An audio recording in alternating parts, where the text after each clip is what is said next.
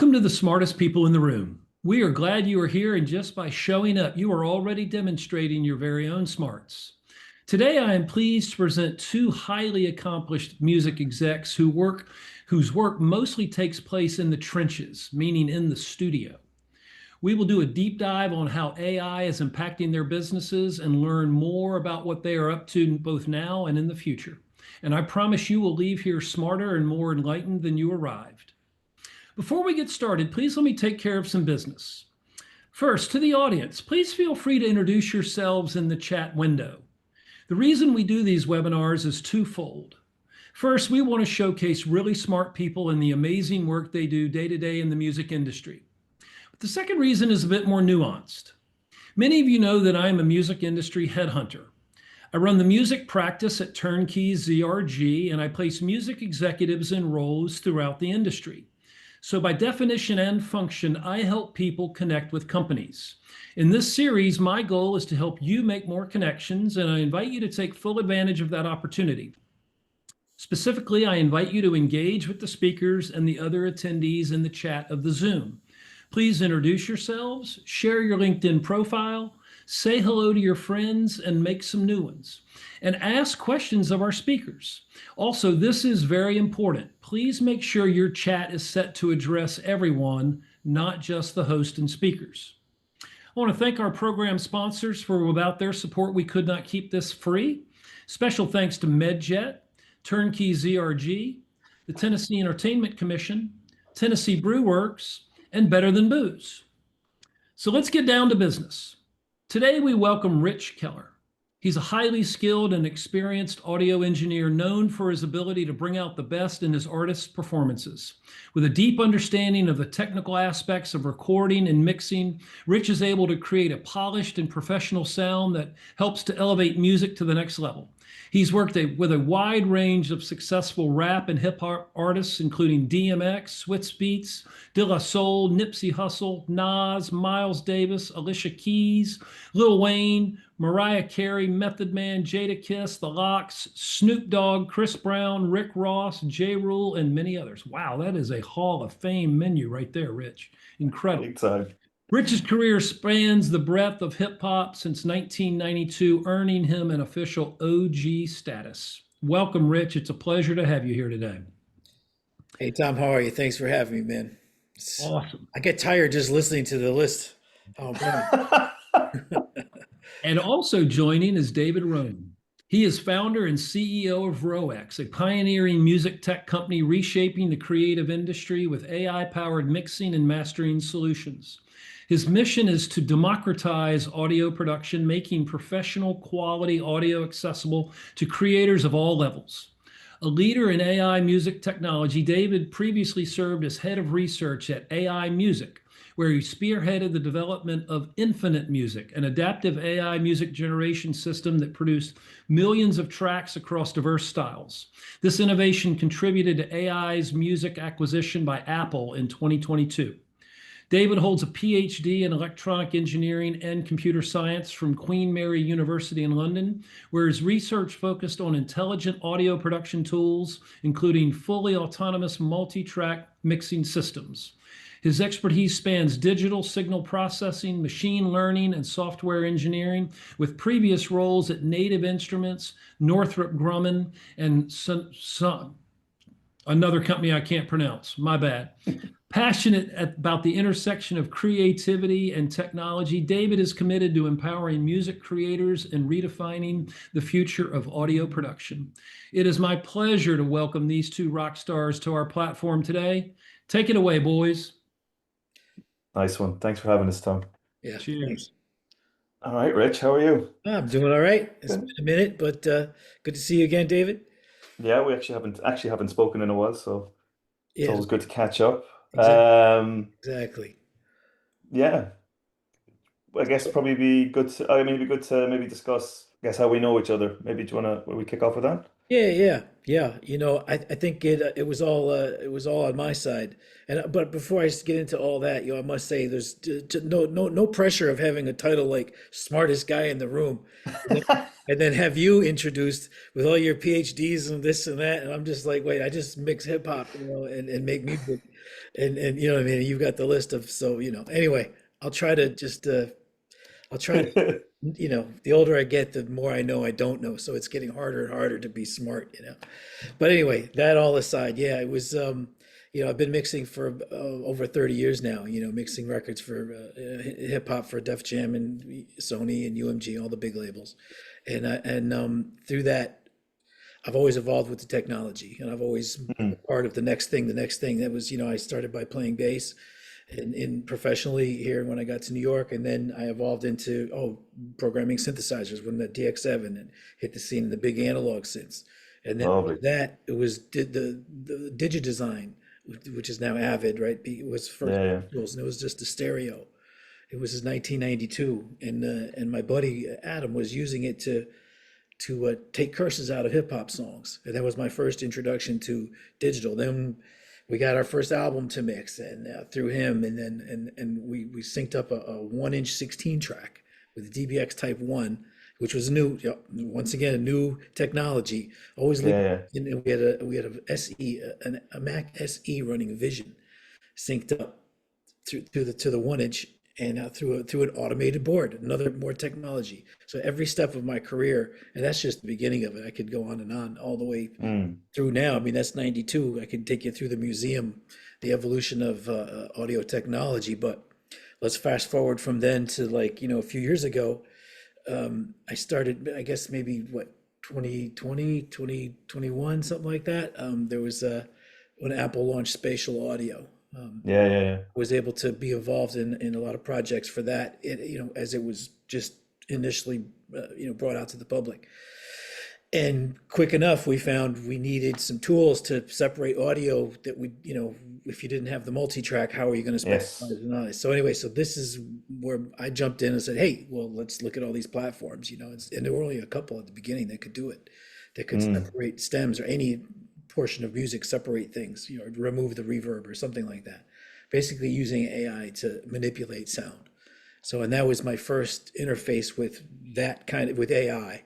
And then it was my understanding that I saw it, that it was getting better and better. I realized, wow, why can't I? And the LLMs broke, and I saw, GPT 3.0. I was like, mind blown. Yeah, yeah, yeah, You yeah, can yeah. learn, The right? watershed moment. Yeah, I mean, the whole world, right? I mean, we all kind of went, what Yeah, is going on here? But in a nutshell, so then where I dipped my toe into AI, that's what brought me, ultimately to David, because I wanted to, make an AI of me. I wanted a Rich Keller AI mixer. I wanted to train it. yeah, I wanted to, grow the baby and have it be, that, make my secret sauce on mixes. And through, it was through a project that I was doing, the De La Soul project, for Reservoir Media, and the guys obviously in the band. yeah, And I worked with Jessica at Audio Shake, yeah. Jessica Powell, the CEO, and Great person. yeah, isn't she? Yeah, Brilliant. Yeah, she's awesome. yeah, she's very, very sincere, very helpful, and she's got a great product. So, but I asked her about this, if she wanted to get involved and build something like that, and she goes, "You know what? I got the guy for you."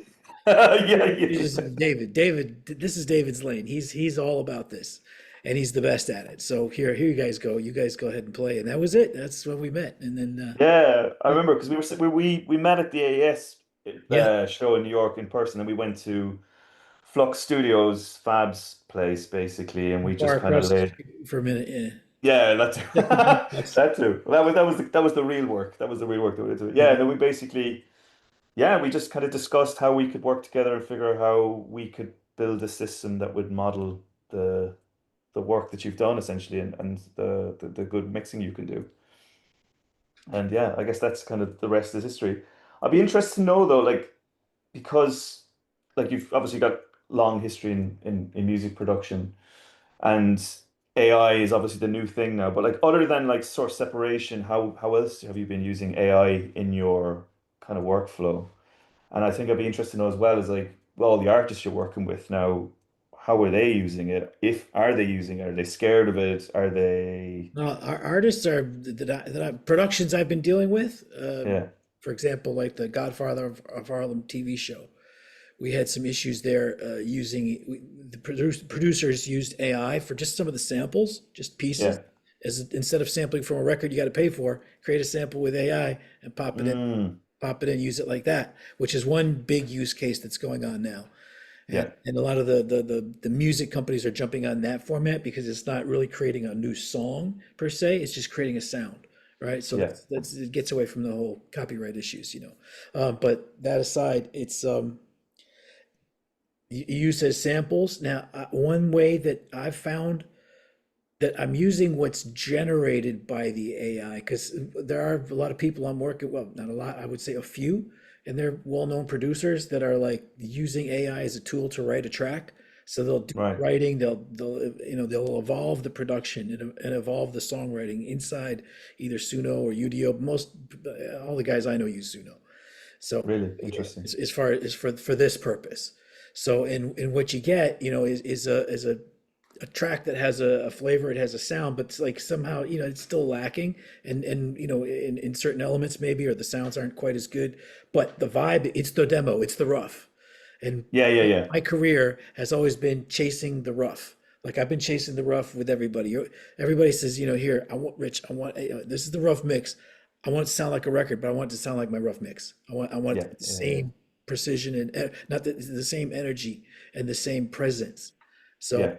you know, and for that, um, what I've been doing, so back to now, the producers are replaying the track. So the AI will be used for composition and developing some of the production, and whatever's good Mm. about the production, you know, is that hang on, I see these comments popping up here. It's a little distracting. I should put that window away. But I'm easily distracted by flashing objects.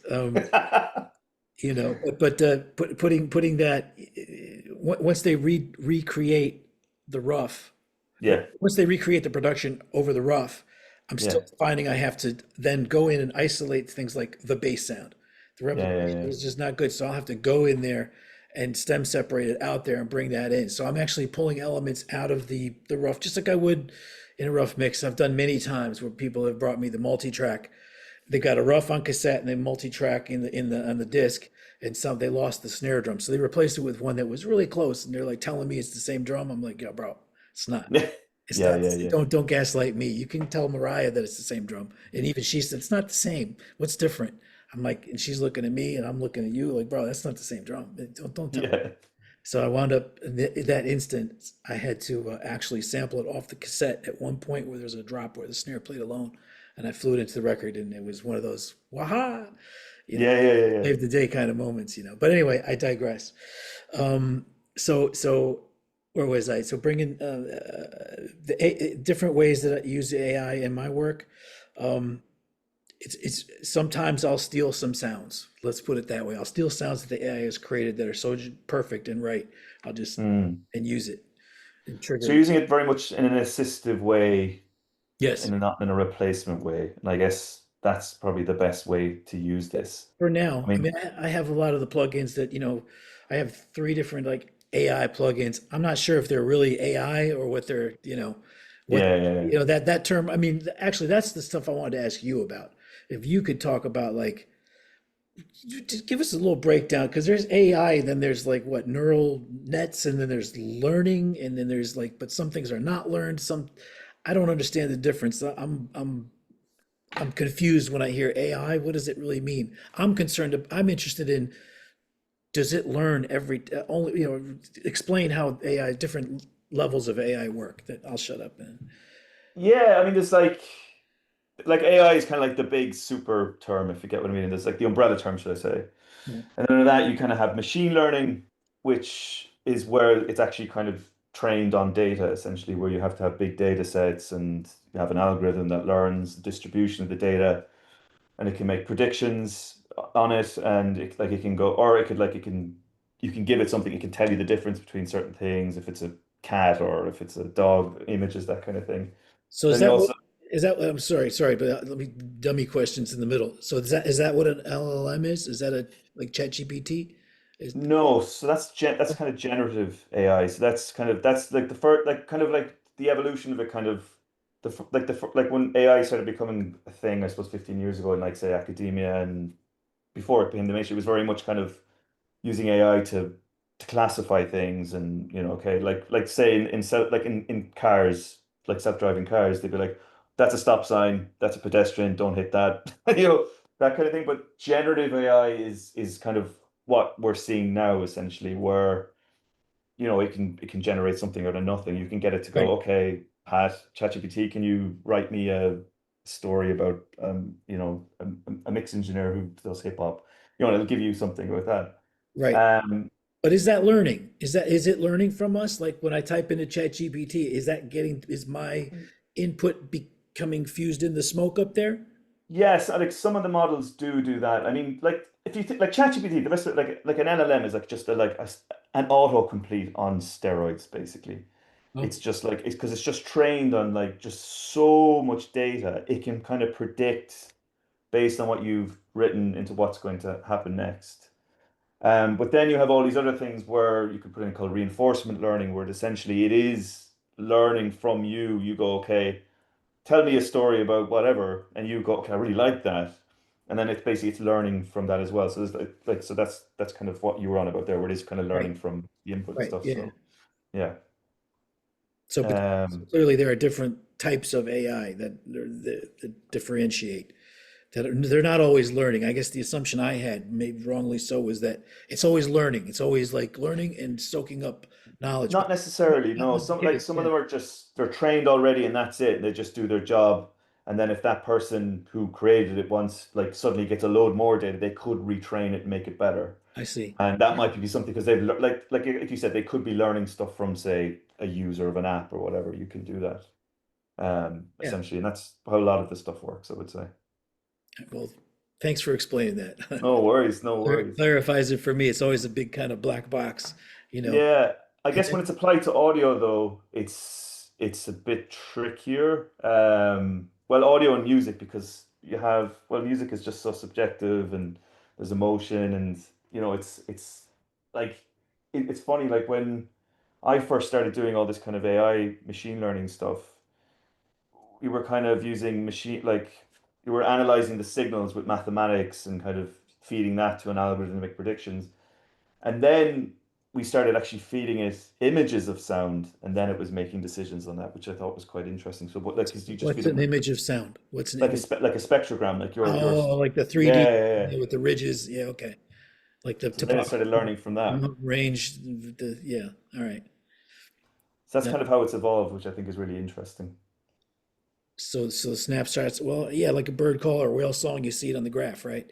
So Yeah, yeah, and the thing is with these with these algorithms, like they just if you the more like especially with ones with images, which is called deep learning, the more images you have, like the better it learns effectively. So they're very data hungry, and then these LLMs especially very data hungry, and they're very expensive to run, and they have to be on special hardware, and like I mean I don't know how true this is, but apparently every ChatGPT question you ask uses a gallon of water to keep the servers cool. That's obviously energy as well. So wow. they're hungry. I don't know how true that is. It's something I read, but it is very interesting though. And it's just mad how it's going. And you can see now that like Meta are building their own power stations and I think they're like putting data centers underwater. I mean, I think they've been that for a while to keep them cool and they're trying to find more ways to kind of make this more efficient, obviously. And then the other thing is like how big the models are.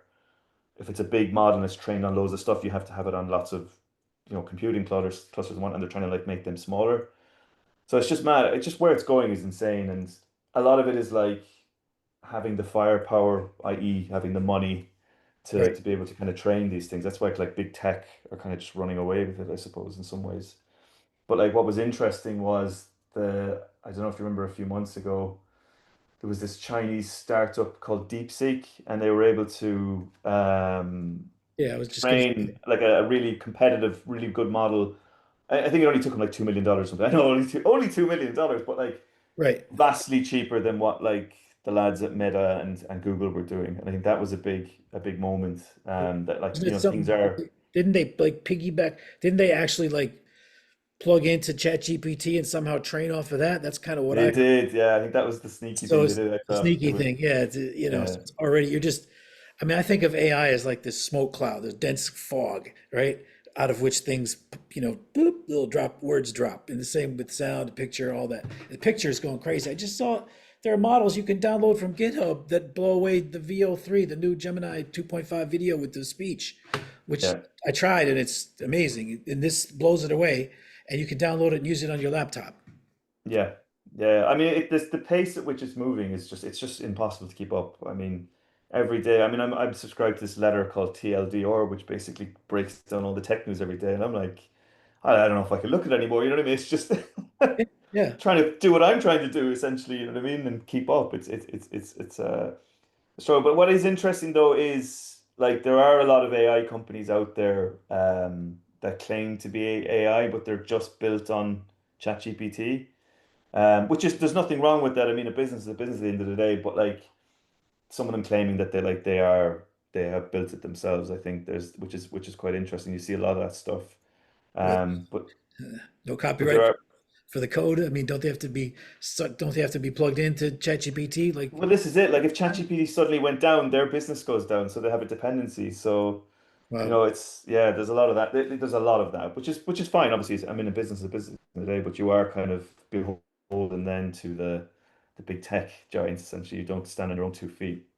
Which I will proudly say we do. We don't have any dependency on OpenAI because all our tech is built on stuff from my PhD basically. So all built from the ground up, which is yeah, very proud of, and obviously gives us a unique advantage that like we're like years ahead of all the competition, and it's very unique IP and specific to mixing, I suppose. So Yeah, yeah. So let's back up. Tell us about that transition. So I mean, the first thing I heard in your bio that I'd heard from you before, but we never really talked about it, was the yeah, company that you sold off to Apple. You were part of the team there, and or part owner of the company, I assume as well, right? Is that as I understand it, or how But Y- y- uh, yeah, I wasn't one of the founders, but I was in the founding team basically, oh, so I was okay, there right, from right. the Yeah, I thought start. you were you started it with them.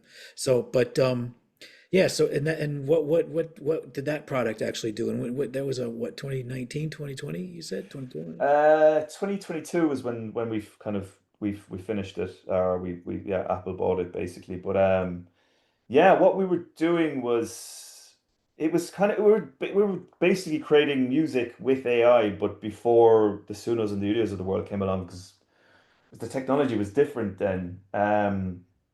Yeah, because what was interesting is we were basically taking we had a team of music producers who were creating music samples and loops and all this kind of good stuff for us. So created by people that sounded good and was really well produced. And what we were doing was taking those different elements and stitching them together to create new songs out of them.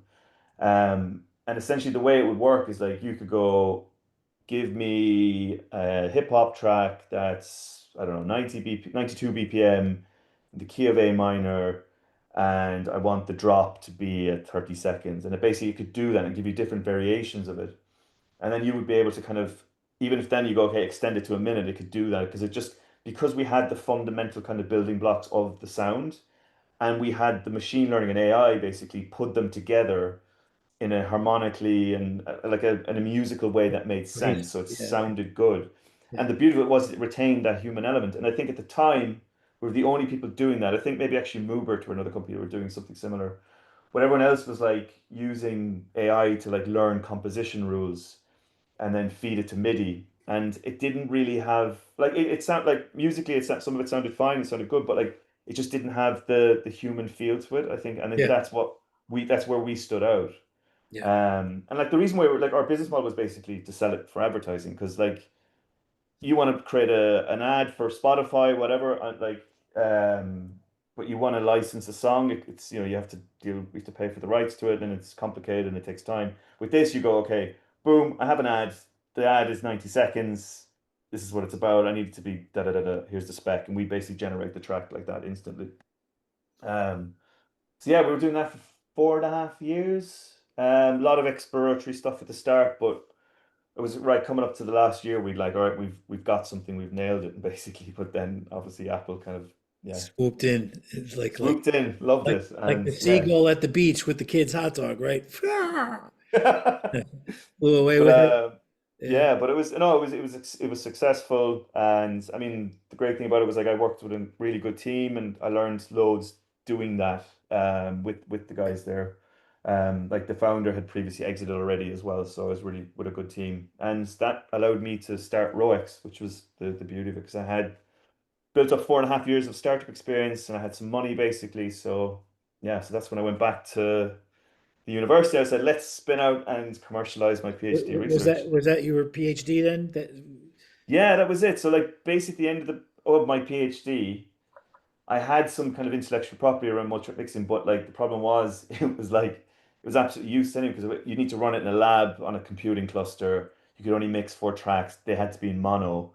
yeah, sounds And like the 50s with analog. Yeah, yeah, yeah. And it was like it would take you a yeah, day to get you a yeah, result. So I was like, this is absolutely yeah. useless. Room So I had evac. to figure out how to like turn that into a product. So like there was a lot of just yeah, just hard work basically getting it to run on a server that someone could come along, upload their recordings, push a button, provide some very basic mix setting and get a mix and master track in minutes. That's, So it that's was where I quite a stepped technical in. journey. That, Yeah, that was, yeah, absolutely. And yeah, this that is was it. already functional. I did the demo and I was sold, But anyway, continue. I don't want to. But it was you, but no, I mean, like the thing is, like I'm not like a professional mix engineer, so it was like yourself and Agela. Agela's our lead R&D engineer. Like you were the practitioners who really understood it and were able to help me kind of shape it and essentially make it, a lot more professional sounding, a lot more realistic sounding. And I think that was the beauty of it when you guys stepped in, obviously. But yeah, no, it took a while. It took a long time to get it to the point where it could even be shaped like that. You know what I mean? Great, great. Because It it was was agile enough just. to even respond to a poke.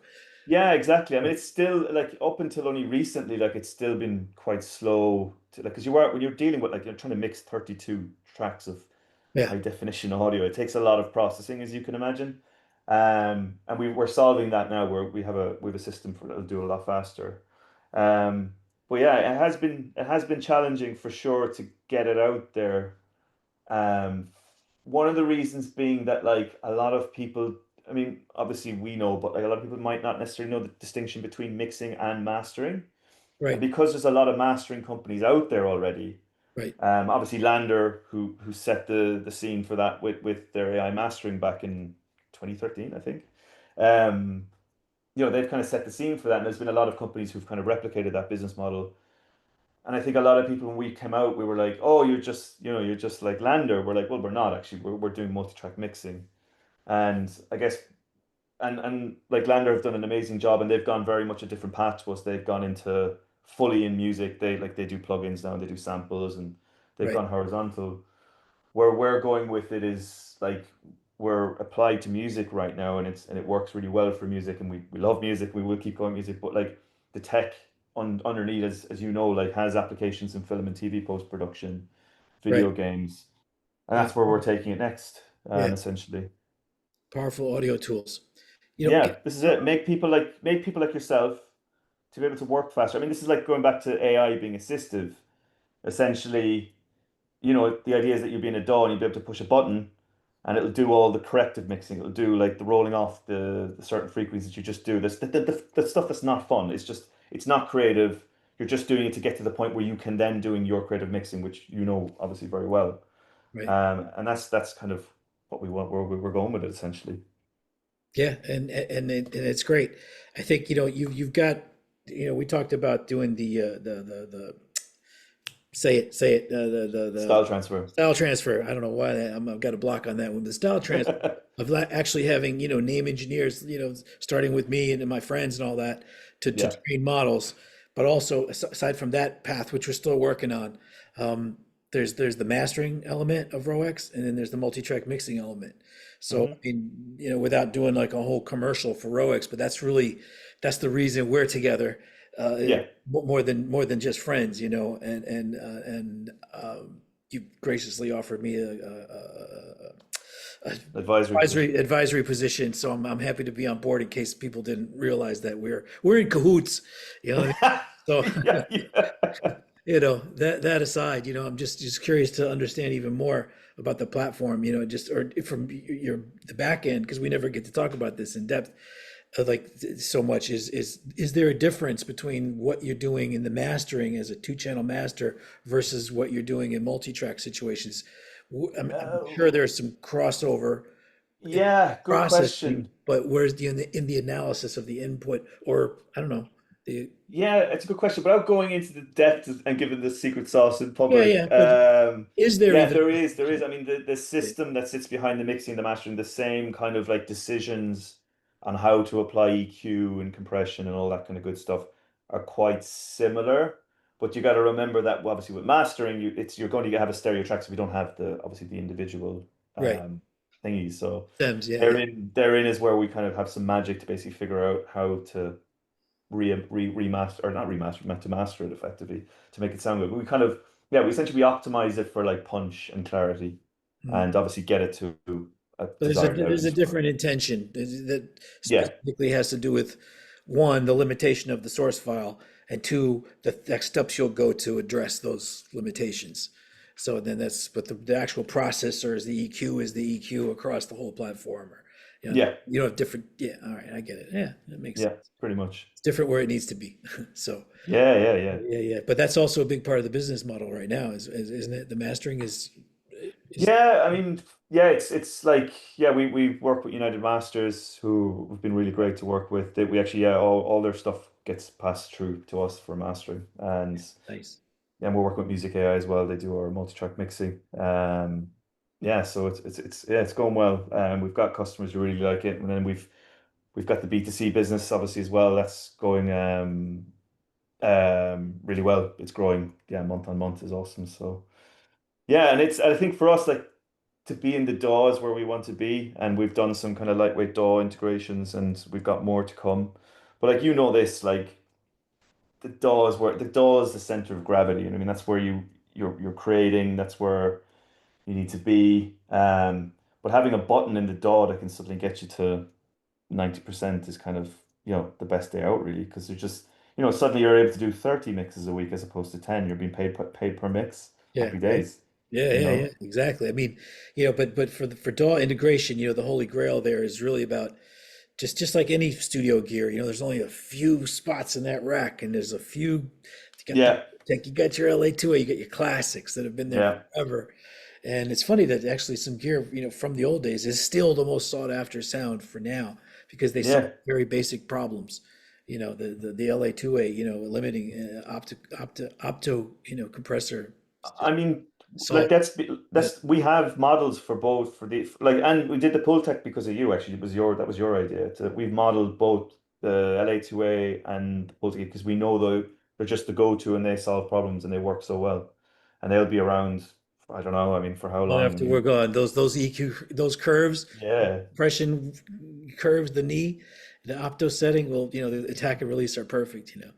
So, but yeah, but yeah, yeah, I mean, the other thing I guess that like you'll be able to talk a lot about is kind of immersive formats, and that's something we've been looking at, and we're something where we're very keen to get involved with a bit further down the line. But I think what's interesting now, and this happened very recently, is that what's that? I think we're about to see a kind of a spatial format war, because you have obviously Dolby Atmos has been around for a while now. Yeah, Google have just launched the Eclipse format, which is completely open source. Anyone can build it. Well, that's what we're going to build on because we don't have to pay a license for it. Why not? And you can basically listen to that content on YouTube, which is one of the biggest music platforms in the world. But then Apple have also just released their own native format. I wouldn't say, well, relatively quiet. They didn't make a big hullabaloo about it, but yeah. I it's saw an something now. article. Yeah, I saw one Yeah. on it. So it's interesting. There's all these formats coming out now in the spatial kind of or immersive formats.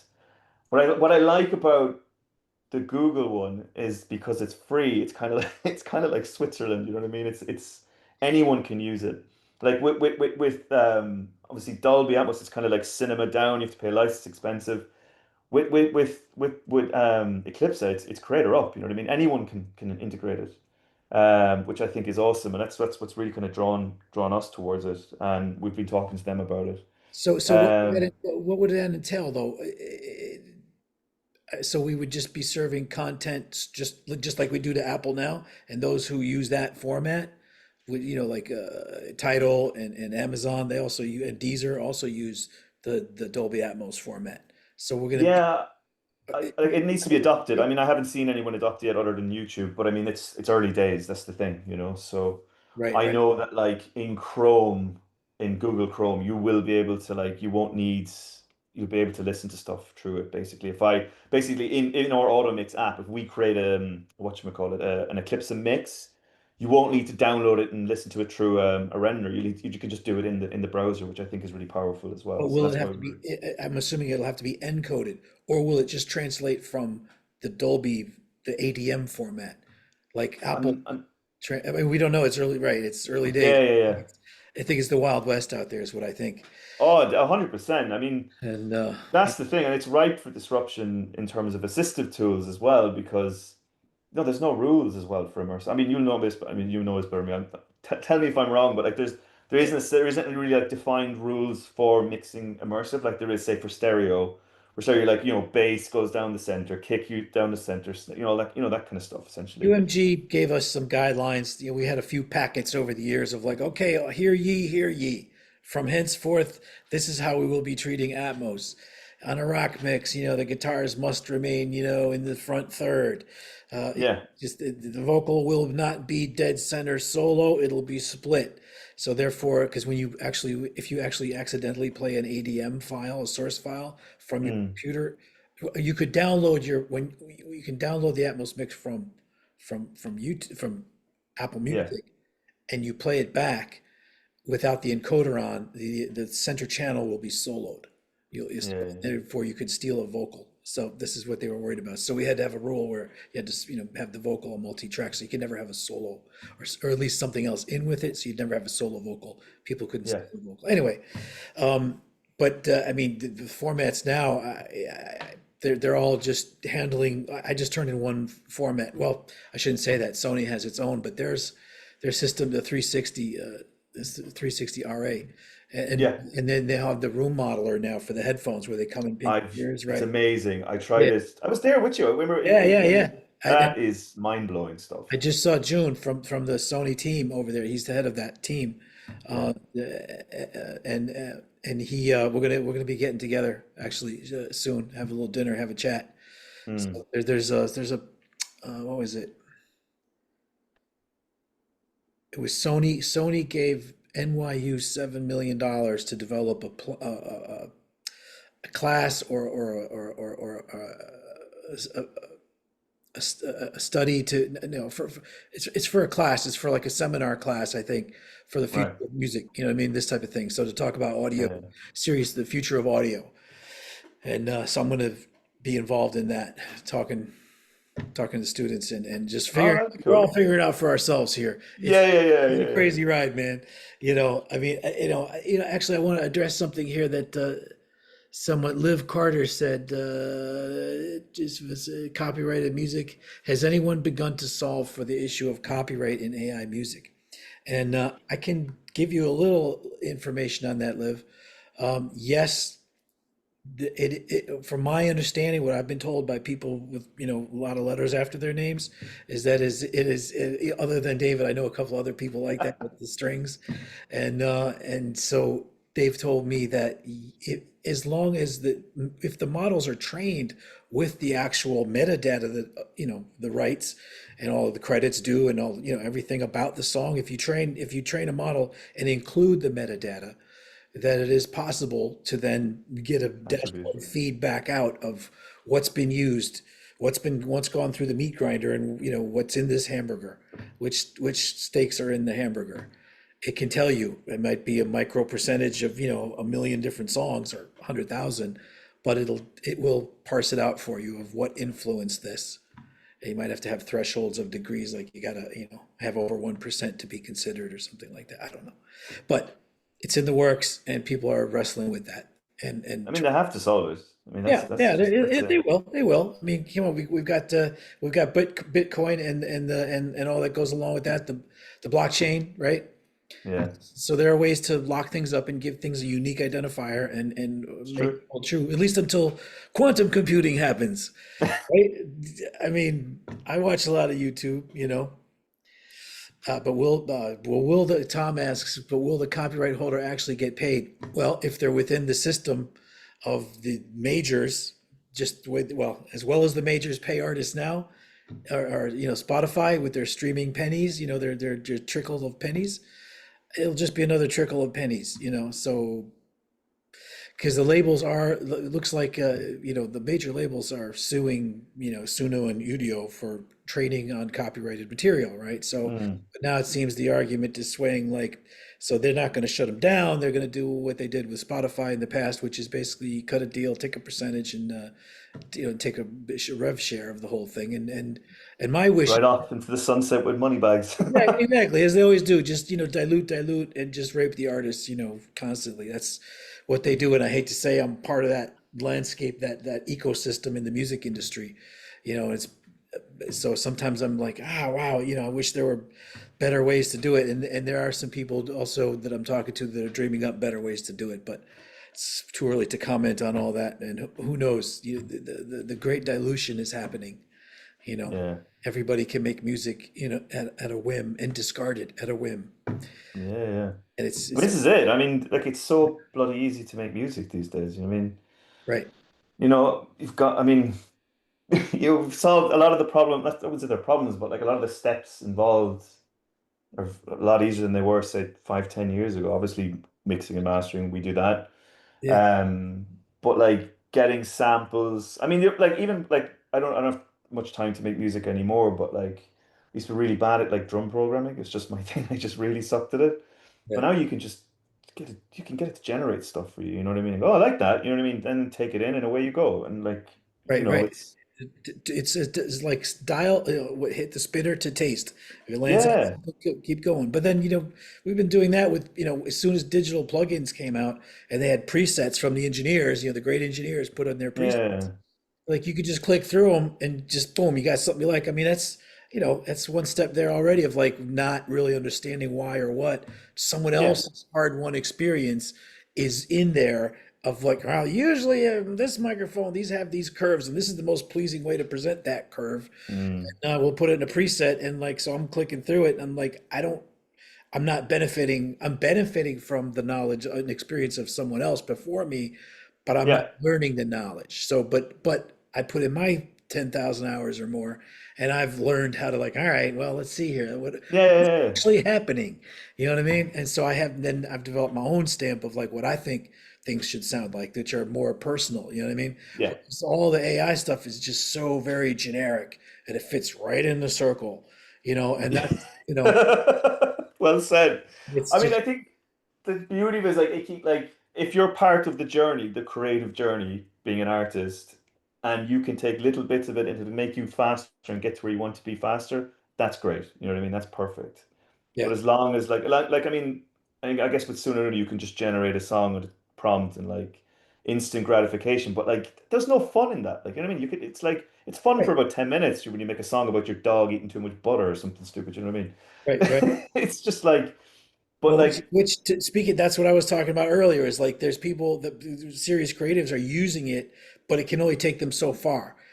yeah, They're which thankfully the platforms are recognizing that and saying, look, what YouTube just said recently, like a few days ago, we're not paying any royalties on 100% AI music. So it's yeah. going to have significant human, contribution. Of course, how are they going to tell that? Well, they do have AI threshold meters, like, I think it has to pass a certain threshold. I'm not sure, it's software stuff, but to be able to distinguish AI from non-AI music. And I think some of it has to do with the fidelity of the sound because of what it was. It does because it's Yeah, all trained. shit, right? I'm glad you said it because yeah, because like the Spotify had this API that you could ping basically and you could just get anything from the like their whole catalog. And I think they've stopped allowing people to use it now. But basically, you could just download 30-second snippets of like basically all the, as long as you had like the list of like the top 100 songs in each decade for each genre, and you knew what they were, you could get Right. a 30-second like snippet. Like And a then, but it's all MP3, so it probably would have been it wouldn't have been high fidelity MP3. It would have been, 96 MP3. Yeah, yeah, exactly. And that's what it's trained on. And which is that's shit. Shit. shit. Yeah. So that's why I think a lot of I think a lot of these AI music detectors are just really good MP3 detectors. I mean, I'm sure some of them are a lot more than that, but like some of them, some that I've seen have claimed to have 100% success rate. I'm just like, it's 100% successful detecting it's an MP3. You know what I mean? So, Right, right, right. In a yeah. bad one, in the way that in the something happens when it goes through the meat grinder to into AI and comes back out. There's a certain signature to the lameness of the sound, especially Yeah. when it's present in all instruments. Like I guess it's I don't know. But it's the MP3 encode, it's how MP3s are encoded because because the MP3 removes frequencies that we can't hear. So Right, that's why you can shrink a WAV down to an MP3. It just removes the stuff that you can't bloody hear anyway. And that's a sonic signature in itself. Like we can't hear it, but the algorithms can see it. You know what I mean? When picture I go back back to to the like the picture. pictures of sound, that's where it sees it. Ah, You know, wow. we're full circle now. Woo! Oh man, phew. Kind of. Oh, all the way. We went all the way. We one time around the sun. That was pretty good. That was pretty good. So let's see. Any other question? There aren't any international laws protecting creators until. Yeah, Glenn. Yeah. I think we're. It's the Wild West, man, and the dust is Yeah. flying, and rattlesnakes are everywhere, and there's also gold in them there hills. So I'll keep my Yeah. I West mean, analogies to that. But I think for me, it just feels like a big dilution. mm, Algorithms are keeping everything the same. You know, I, so yeah, on my Spotify, I like to listen to 70s and 80s, pop. Actually, mostly 70s I find because I guess that's when I was a little kid. So that stuff has the most feel yeah, good yeah, memories. yeah. Before I came into a teenager and all that. So Angst. yeah, before the angst set in, back when I was happy and everything was all right. And the older I get, I'm getting back more to happy, you know, Yeah. which is good. It's good to see. Definitely, you know. Um, so I wanted to ask you, David, before I know we're getting down to our last little quarter hour here, but there was I know your job is your life and it keeps you busy. You've got a wonderful young family, and that's a beautiful thing. But I was just wanted to ask you what drives you. What drives you into this game? Where's the source of the passion for you in Yeah. doing what A you do? good, that's a good question. Yeah, yeah, yeah. I mean, for me, like, I mean, I've always loved music. I mean, making music since I'm about 15, if not younger. Playing what? Like Doing what? What? mostly electronic stuff, just like I love electronic music. I love techno, jungle, IDM, all this kind of stuff. Warp Records, there we go, my favorite label. For those who know in the chat, give us a thumbs up. But yeah, I guess like that, like very kind of experimental electronic music. And then I was always very technical growing up. Like I mean, I've been programming computers since I'm like 9. And I Wow. guess, yeah, and I went to study math and computer science. Like it was fine. I liked the computer science side. I didn't, the math was kind of boring.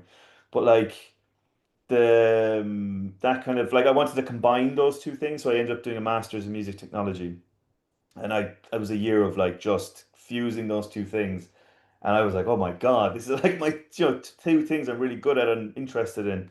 And I guess that's kind of like I've just always been like I like building things and I love music and I couldn't see myself building anything other else or kind of working in any other kind of field because I mean I just feel like I've been in it so long and not even being working in music, just being into like making music so bloody long. So why would I want to do anything else? And it's like So you work know, doesn't feel so what? what I'm gathering is you've never considered like going into the straight world, the corporate world, work for Amazon or work for Google or No. clock Unless in. I was doing music with them, that would be Yeah, fine. yeah, well, But yeah, like, yeah, right. But yeah, yes, so in that way, we have a lot in common like that. You're just a freelance thinker and entrepreneur, and in the same way, I've never considered a career in anything other than what I do. And it's just yeah, naturally, and I just flop along and float along and things start to happen. And when I guess when I was a younger man, I thought I was seeing the future, but kind of maybe what Yeah. thought anyway, I can't visualizing, right? Making it Yeah. happen. So but I'm trying to do that now, and I don't see that same future. I could tell what was going on back then in the world, but Yeah. now I'm a little more less certain. Maybe Yeah. not as optimistic as I was when I was younger, but I think, but I'm not cynical yet. I think Uh, there's I always believe in hope, and But you know, I it's, mean, I guess you're kind of like me. Like most of the time when you're at work, like you're enjoying it, if you know what I mean. Like there's yeah, obviously every job there's things you don't like, but I mean, I just like I remember. Like before, I'd be on remember on a Sunday you'd have dread because you have to go to school in the morning or something like yeah, that. the Well, I anxiety mean, of it, you know. yeah. Yeah, But I remember like when started working at AI Music, that was my first job after my PhD that was in music tech. Like I was actually kind of like, oh God, I get to go in Monday and do loads of crazy shit with AI and music. You know what I mean? I can't wait. You know, all my yeah, friends are there like, yeah, God, yeah, gotta go in and do fucking Excel sheets or whatever, yeah, yeah, Um, and exactly. that's I guess that's why I do it. I couldn't see myself, even if I won the bloody lottery, I don't think I'd give up what I'm Just doing. You know what I mean? I give it just to the wife, pay the bills, have fun, buy a yeah. stack of t-shirts, right? I And mean, be, I'd build a big studio, that's for sure. yeah, yeah, But I'd still be doing music and audio stuff, and I'd be creating, I'd be building, and yeah, I love it. Like yourself. yeah, man, yeah. For me, it's really the transition, just trying to create the moments because I've had my own moments because I write and I sing, I do my own thing, but I've Mm, also been part of the moments, part and like, a lot of old friends will be like, Rich, you work with rappers, like you're a musician, you grew up playing jazz and rock and these Latin, but classical, like, and now you're like kind of like with the lowest form of musical music. I'm like, nah, I don't see it that way at all. I've had yeah. opportunity to be with some just incredible artists that Yeah, God, yeah. they bring, I mean, just DMX is for me is the kind He of was your the favorite artist to work with, would you say? yeah, yeah, yeah. And I also I spent 7 years with the guy, right? Yeah. So I got close to him as well and the whole team. It was really like it was a big family. And once the success came, we lived it, we loved it, and it was a great, great ride, you know. Yeah. Can And imagine. but the point I wanted to make is that so many moments and with so many different artists, when you're what I go for, what I live for, is those magic moments where the first time the song, it may be built in sections or whatever, but when that magic is happening and the thing that makes a hit, the huge hit and beloved by everyone, when you see that being born and you're there, you're part of it, and you're touching it and you're helping it be born, that moment of creation, Yeah. that's what it feels like. Spark. And Yeah. that's the number one. That's the highest. That's the highest Yeah. goal, but you don't get that all the time. So you have to do things to support it. It's like the gold on the top of the pyramid, right? But you have to build the Yeah. pyramid all the time too, and all the hard work and all that. So, oh, John Delp, there is You nothing know? but magic. Exactly. Hey, John, how are you, man? I hope all is well with you. But and great to see you here. I don't. Oh, do you know John, do you? Yeah, yeah, yeah, sure. Oh, John is the man. He's the man over at Columbia, and he's been holding down Columbia Records for what, 25, 30 years? I don't know. But he knows the magic. He's been bitten by the by the magic. Yeah. I mean, we've got Jerry Lembo and John Delp. Wow, Atlantic guys and Sony guys. But yeah, the magic of the music, man, that's what it's all about. And the support team and the network that it takes to get there. So, which is why I'm going to swing this back around into AI, talking about those magical moments. That's part of what's missing in the AI. Because the mm, AI, just as I said before, of like I can go through my engineer presets and there's shit in there from the guys that did Zeppelin and the Beatles and all that. And mm, I'm using their stuff, I'm standing on their shoulders, but I'm not gaining the benefit of their experience of how they came up with that. And in the same way with AI, as crafty as it is and as beautiful as it can do, because it can do some magical shit too. yeah, yeah, yeah, yeah. I have thousands of songs I've made, but I've only downloaded one or two. So that tells me something. It's like I like the tricks it does. It's kind of like do your Instagram, choo, choo, choo, choo, pow, pow, pow, pow, pow. Yeah, yeah, yeah, yeah. Not long lasting. It's like Instant gratification. it's instant, but with just a big trail, a big fall off. Yeah. A big fall off of and you don't get that magic. So I'm curious. what their It's, churn rate's like.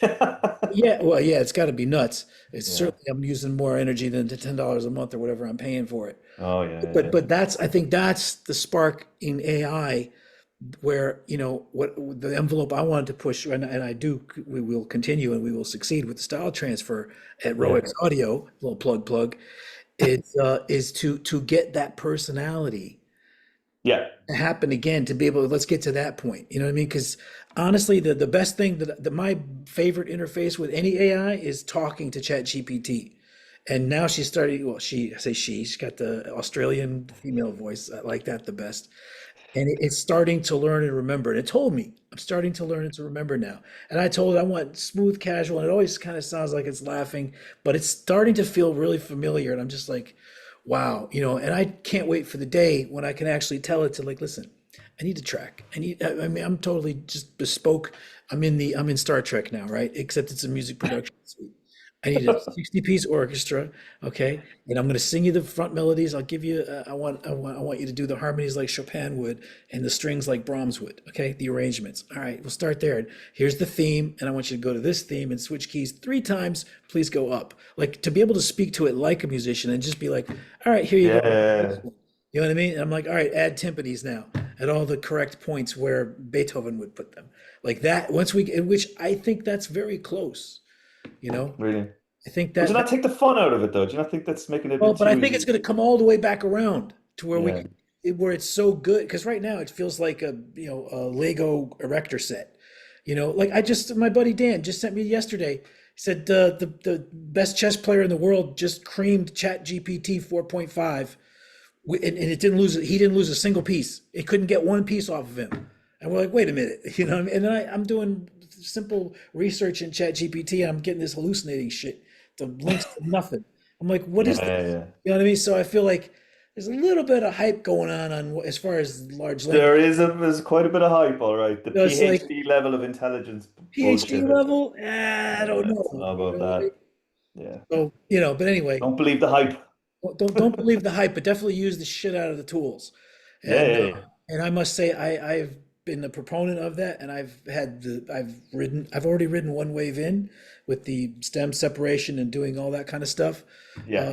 That's been a big part of my career, is like just another third wave, and I'm entering, well, I'm well into my third decade, I think, of mixing. And I, people have asked me, Rich, you think about retiring? I'm like, well, I look at that two ways. I'm always retired because I don't do shit I don't want to do, and I do whatever I want to do when I want to do it. So I don't understand what retired means. I think though it Fair means, enough. That's a I great way to think look for at it. me it means that when my wife stops working, so we can just go and do anything together, and that's, what I mean. And I'll just do albums Yeah, yeah, yeah, as yeah. they pop up because it's fun, and I still have a great time. Oh, okay. Jerry's checking out. All right, Jerry. I'll give you a shout afterwards. And John, great to see you too, and everyone else. Thanks for joining us. All right, cool. All right, Nathaniel. It must be getting close to that time. I've been hogging the microphone. David, any final thoughts to share on the? No, I mean, just excited for the future. Obviously, very love working with you, and yeah, can't wait to see where we take things. And thank you, Tom, for having us. Guys, I can't thank you enough for doing this. I am fascinated with AI. It's everywhere in my business and probably everyone who's listening's business. Yep. I quit fearing it about a year ago when somebody said AI is not going to replace you, Tom, but somebody using AI might replace you, Tom.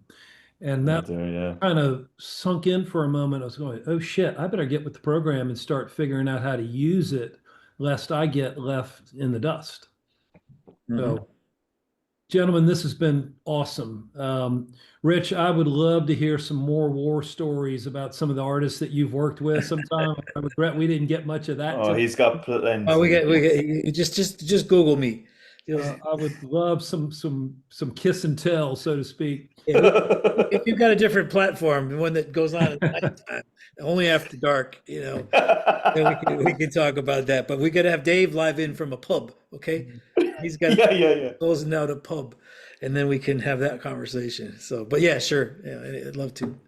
David, thank you very much for what you're My doing. pleasure. Every day is different for you, I'm sure. And so it'll be really interesting to maybe revisit this conversation in 6 or 12 months to see what's changed. I have a feeling a lot will.